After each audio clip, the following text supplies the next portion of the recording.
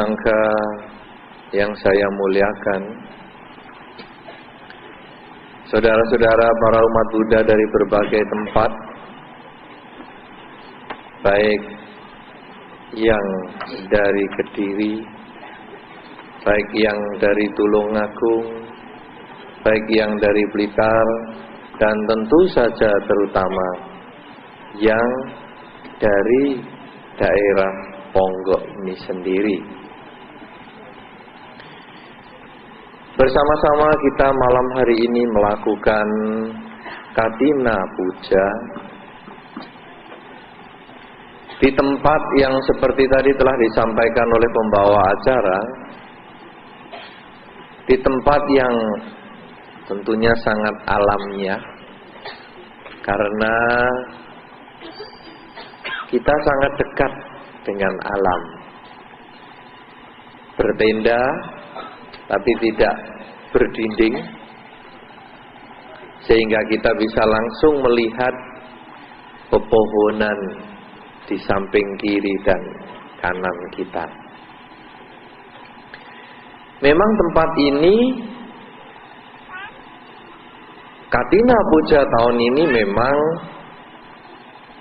alamiah.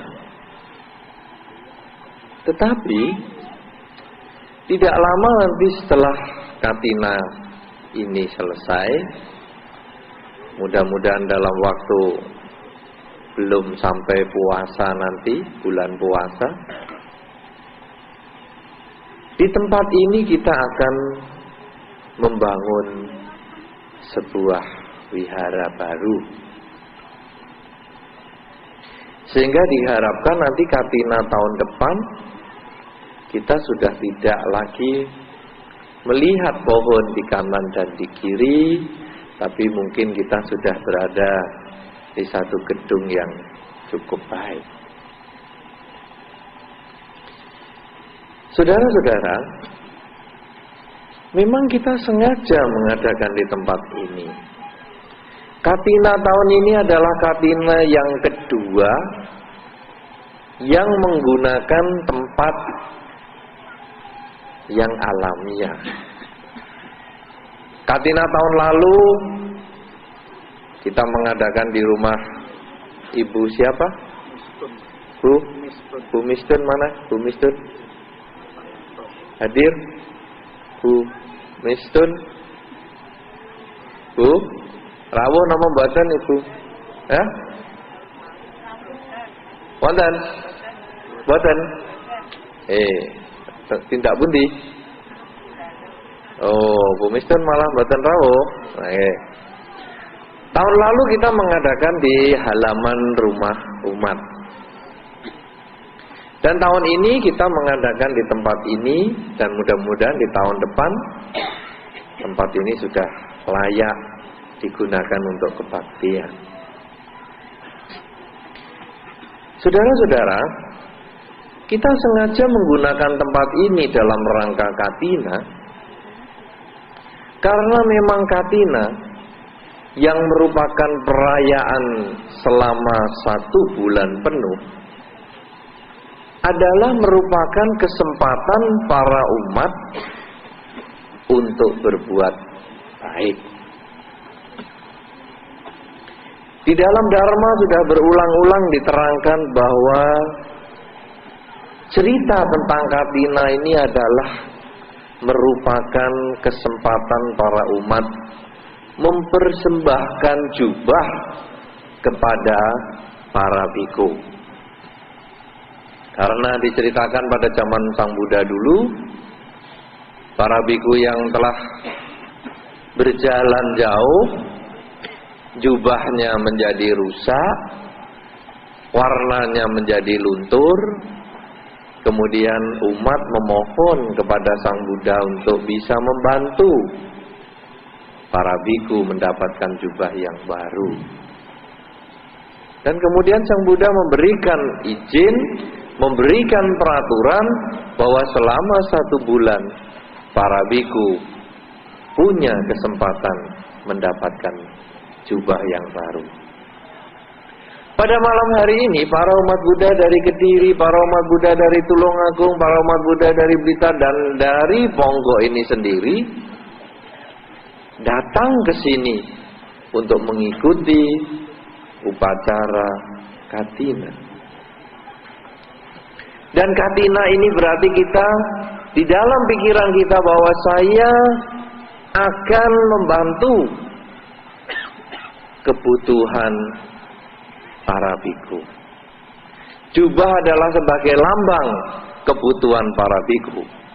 Sesungguhnya para biku mempunyai 4 kebutuhan pokok. Kebutuhan ini adalah sandang, pangan, papan, dan obat-obatan. Sandang, para biku membutuhkan jubah. Jubah ini sangat serbaguna.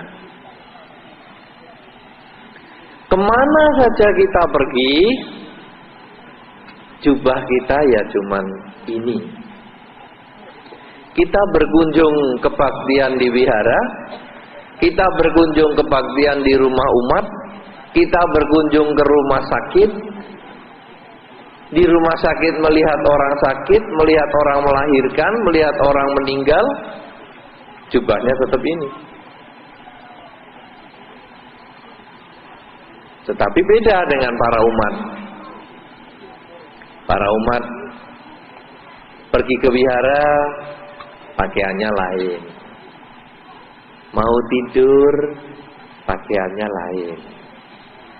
Mau ke rumah sakit, pakaiannya lain. Semuanya beda-beda. Tapi kalau para biku jubahnya cuma satu ini. Sehingga dulu ada orang bertanya kepada saya, Bante, kenapa kok para biku ini jubahnya kok cuma satu? Mbok yao dibikin model yang lain-lain. Kalau pergi kondangan, ya mbok yao modelnya lain dibandingkan kalau mau tidur. Ya ibaratnya pakai piyama lah gitu. Lalu saya menjawab, wah,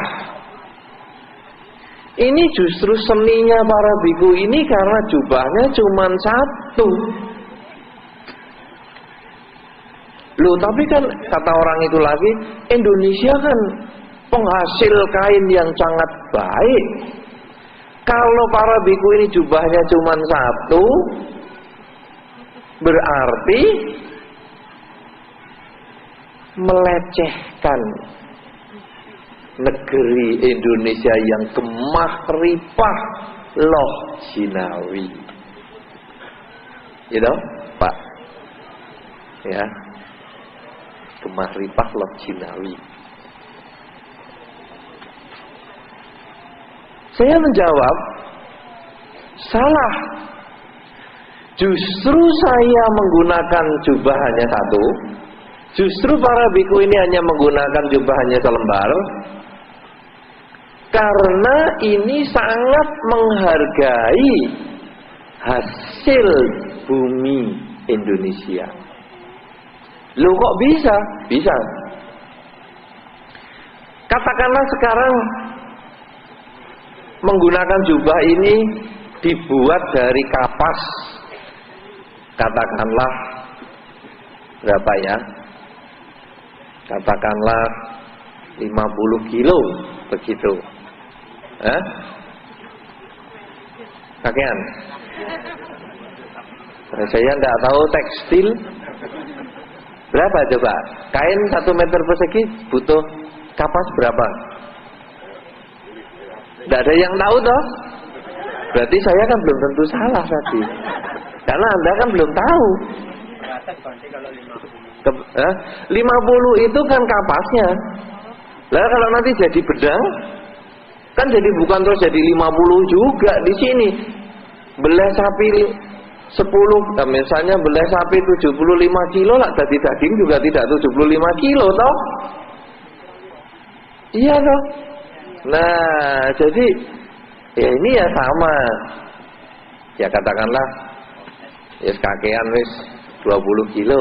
Nah, di korting lah sama umat sendiri ya di korting.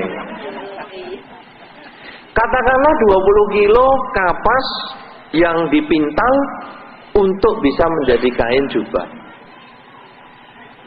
Nah, saudara-saudara, dengan 20 kilo kapas itu para biku bisa menggunakan jubah yang tidak cepat rusak.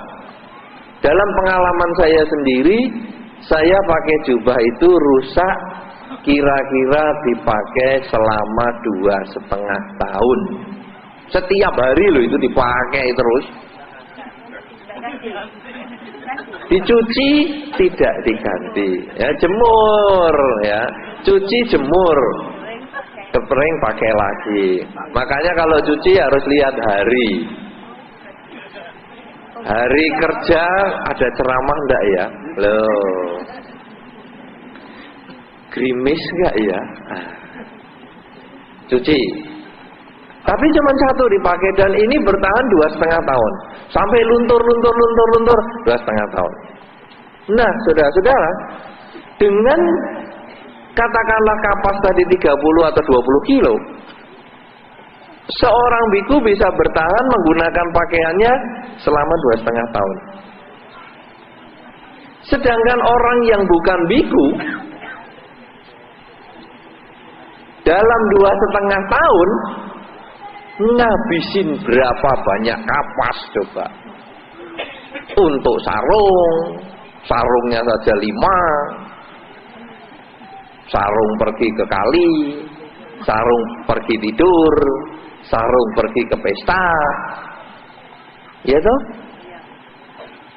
Bajunya ngabisin berapa ratus kilo kapas.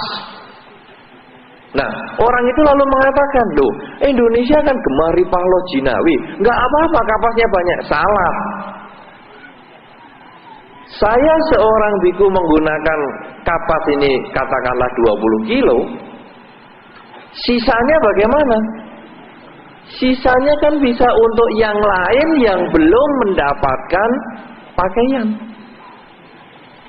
Banyak bayi-bayi yang lahir butuh pakaian. Banyak anak-anak sekolah yang baru yang membutuhkan seragam. Malah kalau saya lihat anak-anak Patria tadi yang pada terima tamu, rasanya seragamnya juga baru ini. Ya. Ojo banter-banter. Dianggap anyal gitu ay. Pokoknya tadi saya melihat, wah, ini kok hebat seragamnya khusus. Kalau ibu-ibu yang seragam hijau muda, wah saya sudah sering lihat. Kemana saya pergi mesti ketemu. Tapi yang kotak-kotak jas hitam ini, wah saya jarang melihat. Itu berapa banyak kapas yang dibutuhkan.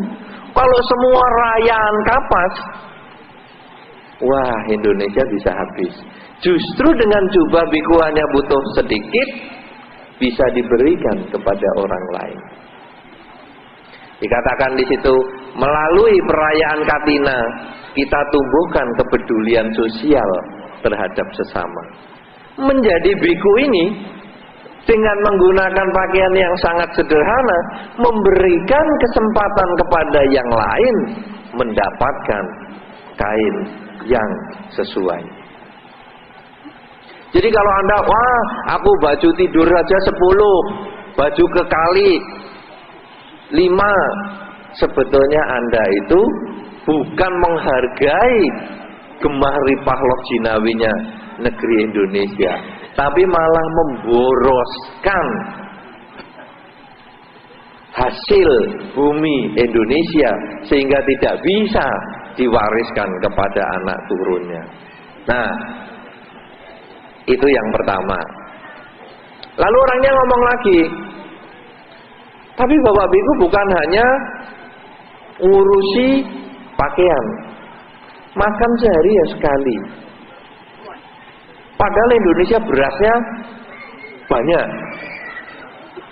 Saya juga jawab, loh, saya sehari sekali aja kuat kok makan. Kenapa harus 3 kali? Loh kan Indonesia kaya. Ya kalau sudah Indonesia kaya apa ya 3 kali, 5 kali, 10 kali makan terus. Kan juga yang makan kan bukan kita sendiri. Dengan seorang biku makan sehari sekali, kalau katakanlah normalnya 3 kali, yang 2 kali lainnya bisa diberikan kepada sesama. Banyak bayi yang lahir baru, banyak anak yang mulai gede yang butuh makan lebih banyak. Toh gunanya makan untuk menjaga hidup.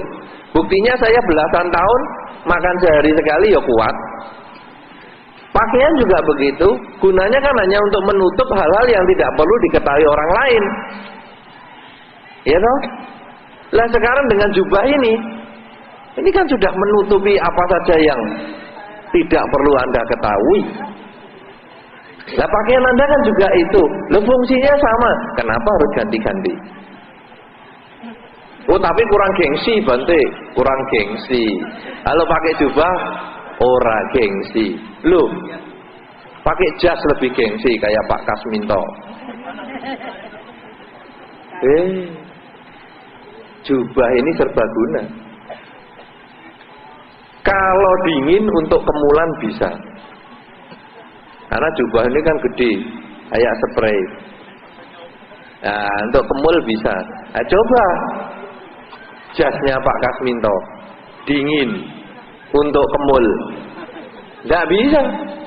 Ngemuli kaki, badannya kedinginan. Kemuli badannya, kakinya kedinginan. Pakai jubah tidak. Kalau datang ke rumah orang yang belum ada kordennya, paling gampang. Angkat, centel ke. Sudah. Aman. Coba pakai jas, nggak bisa. Nah, jadi serbaguna toh juga untuk menutupi apa yang tidak perlu dilihat. Setahun tidak rusak, dipakai terus. 2 tahun baru rusak. Makan sehari sekali. Bukan tidak menghargai kekayaan alam Indonesia, tetapi peduli sosial kepada sesama. Nah, tempat tinggal. Tempat tinggal seorang biku sebetulnya ada di bawah pohon, di gua-gua. Jadi wihara bukanlah tempat biku. Biku hanya dipinjemi. Wihara adalah milik umat. Nanti di tempat ini pun akan dibangun wihara. Wihara ini adalah milik umat, bukan milik biku pribadi. Sehingga nanti tidak ada misalnya bikunya meninggal lalu nanti diwariskan ke anak cucunya. Tidak. Wihara adalah milik umat, dibangun untuk kebutuhan umat, bukan hanya untuk kebutuhan segelintir manusia, tapi untuk semua orang siapa saja yang datang. Nah, sekarang para biku ini tidak membutuhkan tempat tinggal. Tetapi kalau umat mau membangun wihara dan mempersilahkan bikunya tinggal, silakan, tidak ada problem. Nanti wihara ini sudah jadi, nanti ada biku atau samanera tinggal di sini, tidak ada masalah. Nah, kemudian selain kebutuhan sandang, pangan, papan, obat-obatan. Obat yang tradisional para biku itu adalah minum air seninya sendiri. Ini pengobatan modern sekarang minum air seninya sendiri loh saudara. Di buku-buku sekarang sudah sangat dibahas, banyak dibahas. Orang bisa sehat dengan minum air seninya sendiri. Para bapak ibu sudah biasa minum air seni sendiri? Sudah pernah? Belum biasa? Ya, bagi yang belum biasa boleh dibiasakan. Mau minta Pak Nardi ya boleh. Mau dikasih lah ya kalau mereka mau minum juga. seninya sendiri, tidak dibagi-bagi loh. Dum-dum ke, ingat loh kepedulian sosial terhadap sesama. Lah, air seni boleh dibagi-bagi. Tapi paling tidak saudara, dengan meminum air seninya sendiri itu bisa dijadikan obat. Itu obat tradisional. Dan para biku pun sebetulnya kebutuhannya adalah itu. Obatnya adalah itu. Cuman kalau sekarang pusing, dikasih obat pusing seperti iklan televisi boleh. Ya, sakit perut, lalu ada obat apa khusus juga boleh. Karena kalau nanti semua air seni semua, wah Dana Katina nanti botol-botolan. Ini Bante, air seni yang saya kumpulkan 3 bulan loh Bante. Wah, enak tenan.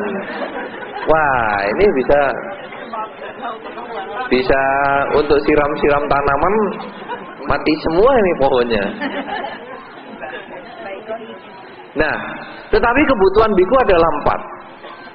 Sekarang umat berdana katina ini sebetulnya adalah untuk mendukung kebutuhan sandang, pangan, papan, dan obat-obatan para biku.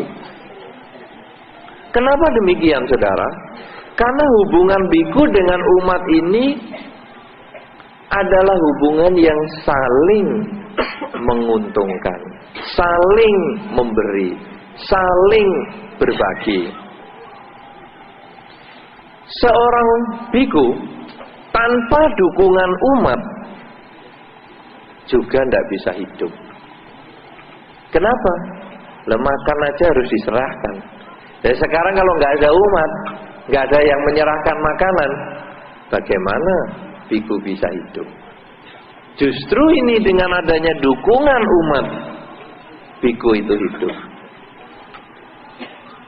Setelah biku mendapatkan dukungan umat, dia juga harus berpikir, umat dari berbagai tempat yang tidak kenal dengan para biku mau memberikan segala kebutuhan.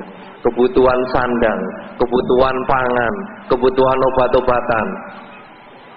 Apa sekarang balas jasa saya kepada para umat? Nah, sehingga para biku kalau ingat yang demikian, lalu beliau bisa berpikir, oh kalau gitu saya harus mengembangkan kualitas batin saya. Saya harus banyak mengembangkan latihan kemoralan saya. Saya harus mengembangkan latihan konsentrasi meditasi saya. Sehingga dengan kekuatan kebajikan yang saya miliki ini, apabila umat memberikan kebutuhan pokok para biku, umat akan menanam di ladang yang subur. Kebutuhan jubah misalnya. Kemarin waktu jalan-jalan ada orang bertanya, Bante, Katina kok dikasih jubah, terus itu lalu jubahnya gimana? Kan 2,5 tahun baru rusak. Lalu jubah-jubahnya disimpan kemana? Saya mengatakan, wah ini persis seperti di zaman Sang Buddha dulu. Dulu juga ada yang bertanya, ini kalau dikasih jubah banyak, ini mau kemana? Oh ya, mengganti jubah yang lama, katanya. Loh, jubah yang lama lalu diapain? Jubah yang lama dipakai untuk spray, ya, digelar untuk spray alas tidur. Lah, alas tidur yang lama kalau diganti semua dipakai untuk apa? Alas tidurnya dipotongi, dijadikan taplak meja dan korden. Lah, taplak meja dan korden yang lama jadi apa? Dijahiti jadi keset. Lah, keset yang lama dihancurkan, diaduk sama tanah. Di zaman Sang Buddha itu diaduk sama tanah, dipakai untuk ngelepo. Lepo yang lama, ya itu kan kalau ngelepo berarti ngelepo barang baru. Yang lama kan tidak dilepo lagi. Nah, ini menunjukkan bahwa sebetulnya para biku ini mengefisiensikan apa yang dimiliki. Bukan, oh jubahnya banyak, wes kalau gitu nanti kalau kotor nggak usah dicuci, ganti jubah baru. Kotor, nggak usah cuci, ganti jubah baru. Oh, jubahnya banyak aja kok. Bukan begitu. Kotor tetap dicuci, tetap dirawat, yang baru disimpan untuk yang nanti para biku yang baru, sama nera dan sebagainya. Nah, demikian pula saudara, dana-dana katina ini kan sekarang bukan hanya sandang, pangan, papan, dan obat-obatan. Tetapi sekarang para umat mau cari praktisnya. Apa itu praktisnya? Kasih saja bahan mentah, yaitu di amplop, kasih uang. Kenapa? Dengan kasih uang ini bisa luas. Bisa kalau memang perlu nanti kita bisa carikan jubah. Kalau perlu nanti bisa untuk membeli makanan. Di beberapa daerah ada para biku juga yang kesulitan untuk mendapatkan makanan. Kemudian juga bisa untuk membangun wihara. Dan juga untuk bisa obat-obatan. Nah, katina pada malam hari ini kita sebenarnya akan diarahkan untuk pembangunan wihara di tempat ini. Kenapa demikian, saudara? Seperti yang tadi saya sampaikan bahwa para biku dan umat ini adalah saling berhubungan, saling bergantungan, saling memberi. Tanpa umat, biku tidak akan bertahan sampai 3000 tahun. Anda ingat bahwa tahun Buddhis adalah tahun 2545. Tetapi tahun Buddhis ini dihitung sejak Sang Buddha wafat. Sebetulnya agama Buddha mulai timbul adalah 45 tahun setelah itu, yaitu 2590. Sang Buddha mulai mengajarkan Dharma. Sudah 2590 tahun agama Buddha itu ada di dunia. Dan selama ini para biku masih bisa bertahan di dunia karena dana yang diberikan, dipersembahkan oleh para umat Buddha. Hari ini pun Anda memberikan dana katina, sebetulnya adalah sebagai satu sarana untuk mempertahankan Dharma, sehingga para biku bisa bertahan lama, Buddha Dharma bisa bertahan lama. Karena katina pada tahun ini akan digunakan untuk membangun wihara. Sehingga di tahun depan Anda akan bisa melihat apa yang Anda berikan itu menempel menjadi pasir, batu merah, semen, tembok, genting, lantai, dan sebagainya. Dan apa yang Anda berikan itu bukan hilang begitu saja, tetapi akan bertahan untuk waktu yang lama. Karena wihara bukan hanya sebagai tempat untuk mendengarkan Dharma, tetapi wihara menjadi tempat segala macam kegiatan. Contoh yang gampang saja, saudara. Wihara digunakan sebagai tempat kenalan. Anda dari berbagai kota kan belum pada kenal. Yang dari Kediri belum kenal Tulungagung belum kenal orang Blitar belum kenal orang Ponggok, demikian seterusnya. Wihara, dengan kita berkumpul di wihara kita bisa saling kenal. Tanam padi, tumbuh padi. Tanam kenalan, panen kenalan. Kenapa? Karena Anda mendukung pembangunan wihara, maka Anda seperti tanam kenalan, panen kenalan. Apa itu panen kenalan? Teman Anda banyak. Kemana Anda pergi selalu dapat teman. Kadang-kadang ada kesulitan di jalan, mungkin Anda nggak tahu jalan kemana ini, ke kanan atau ke kiri, nggak tahu. Lalu Anda tanya, pas kebetulan teman Anda, malah malah dikai teh hangat. Loh. Ini panen teman. Apalagi di wihara, bukan hanya teman biasa-biasa. Kadang-kadang teman dekat. Banyak loh anak-anak ikut patria begitu. Moro-moro pertama biasa saja. Lama-lama, wah, terserah Anda. Nah, iya, lama-lama jadi jodoh nih. Loh, tanam jodoh, panen jodoh. Artinya apa? Karena kita ini berdana untuk wihara, katina nanti akan diarahkan untuk berdana wihara seperti tanam jodoh. Sehingga nanti juga panennya jodoh. Loh, aku wis kawin kok jodoh neh. Lah ya sama jodoh sama mantu lah ya boleh loh. Loh, punya mantu yang baik, kemana pergi selalu happy. Sudah temennya banyak, mantunya baik, bojonya, suaminya atau istrinya juga menjadi orang yang jadi baik. Itu baru yang fisik. Apalagi kalau wihara digunakan untuk membaca parita. Orang yang dulunya nggak bisa parita menjadi bisa dan bisa mengerti dharma, maka tanaman jasa itu menjadi lebih besar lagi. Karena memberikan pengertian dharma kepada orang, memberikan jalan keluar, memberikan ketenangan untuk mengatasi problem-problem kehidupan. Apalagi wihara ini nanti digunakan untuk latihan meditasi, sehingga akhirnya ada orang yang mencapai kesucian di sini lebih luar biasa lagi.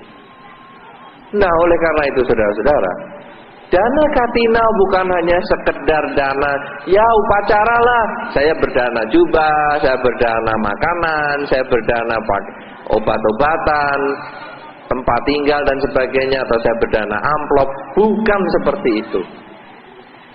Tetapi katina ini sebetulnya adalah berdana untuk melestarikan dharma. Sehingga katina itu sebetulnya adalah dana dhamma. Mungkin Anda bangun wihara sendiri tidak bisa, tapi dengan acara katina bersama-sama nanti jadi bisa. Kita bisa mewujudkan wihara. Mungkin Anda jadi biku sendiri tidak bisa, tetapi dengan katina Anda mendukung, melestarikan lembaga sangga, sehingga Anda walaupun memberikan jubah sekali saja dalam seumur hidup, tetapi sebetulnya jasa Anda bukan hanya sekali itu. Jasa Anda bisa bertahan untuk waktu yang lama. Karena bukan hanya untuk para biku di dalam zaman sekarang, bukan hanya para biku di masa katina ini saja, tapi bisa para biku di tahun-tahun yang akan datang, bahkan mungkin di puluhan tahun yang akan datang. Dengan selembar jubah yang Anda berikan, Anda mendukung kehidupan kebikuan. Dengan dana yang Anda berikan, Anda mendukung kelestarian Buddha Dharma. Oleh karena itu saudara-saudara, dana katina jangan hanya dijadikan upacara, jangan hanya dijadikan tradisi, jangan hanya dijadikan kebiasaan. Karena ini sebetulnya adalah dana dharma, dana untuk mendukung kemajuan, kelestarian Buddha Dhamma. Kalau sudah bisa berdana dharma, di dalam Dhammapada disebutkan sabadanang dhamma danang jinati. Dari semua dana, dhamma dana inilah yang tertinggi nilainya. Kalau begitu saudara, Anda hendaknya Anda bisa membagikan dharma ini juga kepada orang lain. Dharma bukan hanya pelajaran agama Buddha, tetapi perilaku Anda yang sesuai dengan ajaran Sang Buddha itu bisa Anda kerjakan di dalam kehidupan sehari-hari. Memberikan sandang, pangan, papan, dan obat-obatan bukan hanya kepada para biku. Cobalah mulai Anda kembangkan kepada orang-orang di sekitar Anda. Apakah yang disebut memberikan sandang? Tentu Anda punya pakaian yang cukup banyak. Ada yang lebih dari cukup.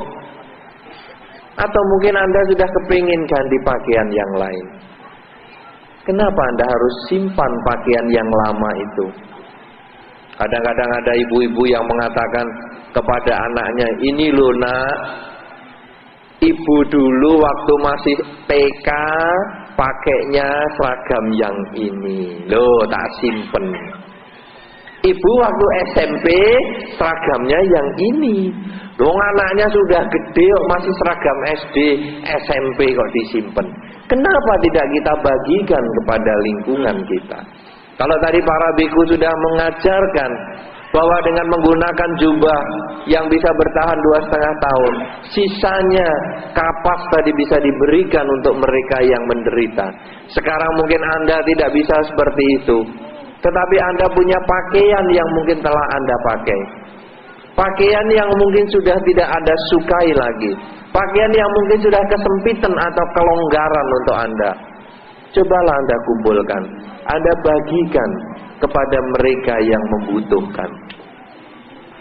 Ini sebetulnya adalah menumbuhkan kepedulian sosial terhadap sesama. Dengan mengembangkan kerelaan, yaitu sandang, pangan, papan, dan obat-obatan, di masa Katina Anda lakukan juga di dalam kehidupan sehari-hari. Makanan pun demikian. Kalau Anda punya makanan, cobalah ingat, ada pepatah lama mengatakan, ketika Anda sedang makan, jangan pernah bisa makan kalau belum menawari teman tetangga sebelahnya. Dulu pepatah lama itu ada seperti itu. Kenapa demikian, saudara? Karena kadang kita ini sering lupa. Pokoknya aku bisa beli, aku bisa makan sendiri. Padahal kita mestinya juga bisa membagikan makanan yang kita miliki, yang mungkin berlebihan, kita berikan kepada mereka yang membutuhkan. Bukan hanya jambu yang sudah busuk kita bagikan orang, mangga yang sudah jelek, sudah bonyok bagikan orang. Cobalah jambu yang baik bagikan orang. Cobalah mangga yang baik juga bagikan orang. Karena ini adalah bagian dari kepedulian kita. Kalau dengan para biku yang tidak Anda kenal saja, Anda bisa memberikan sandang, pangan, papan, dan obat-obatan. Tentunya kepada lingkungan Anda, sanak keluarga Anda, orang tua Anda bisa bagikan semua itu kepada mereka. Kemudian setelah sandang, pangan, papan, tempat tinggal Anda. Sudahkah Anda berpikir kalau ada keluarga yang datang, Anda meminjami tempat supaya keluarga bisa juga nginep di tempat kita? Atau mungkin orang yang sedang kesulitan di perjalanan mungkin perlu nginep di tempat kita. Ini namanya kita membagikan tempat. Kemudian obat-obatan adalah kalau melihat mungkin ada tetangga kita yang sakit atau apa, kita boleh membagikan obat kepada dia atau mengantarkan dia ke rumah sakit. Ini semua adalah sebetulnya merupakan wujud kepedulian sosial, dan itu sebetulnya adalah praktek dharma. Praktek dharma bukan hanya di wihara. Yang paling penting sebetulnya adalah perilaku Anda di dalam kehidupan sehari-hari. Mampukah Anda mewujudkan kepedulian kepada sesama manusia? Bahkan sebetulnya bukan hanya kepada sesama manusia, tetapi sesama makhluk hidup. Binatang pun perlu kita sayangi, binatang pun perlu kita perhatikan, karena itu adalah bagian dari makhluk hidup yang perlu kita cintai. Oleh karena itu saudara-saudara, jadikanlah Katina ini sebagai latihan, bukan sebagai tujuan.